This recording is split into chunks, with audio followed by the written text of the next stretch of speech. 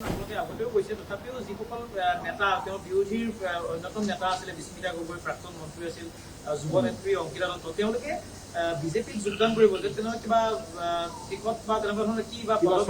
তেওঁলোকে দলৰ কাম কৰিব এইবোৰ এজ এ সংগঠন আমি যেনেকৈ দলৰ কাৰ্যকৰ্তা হিচাপে কাম কৰোঁ তেওঁলোকে দলৰ কাম কৰিব ভাৰতীয় জনতা পাৰ্টীক সেৱা কৰিব মা ভাৰতীক সেৱা কৰাৰ নিমিত্তে ঠিক তেনেদৰে আমাৰ ছাত্ৰ সন্থাৰ উপদেষ্টা প্ৰকাশ দাস ডাঙৰীয়া কামৰূলীয়া ছাত্ৰ সন্থাৰ উপদেষ্টা হেমন্ত দাস আদিকে কৰি কেইবাজনো তেওঁলোকে আমাৰ দলত যোগদান কৰিব অকল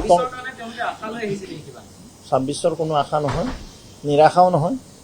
বিজেপিত কোন হয় কেতিয়া কোনে গম নাপায় হয়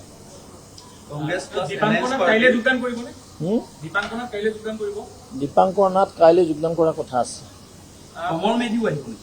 নাই নাই নাই কমল মেধি নাই দেই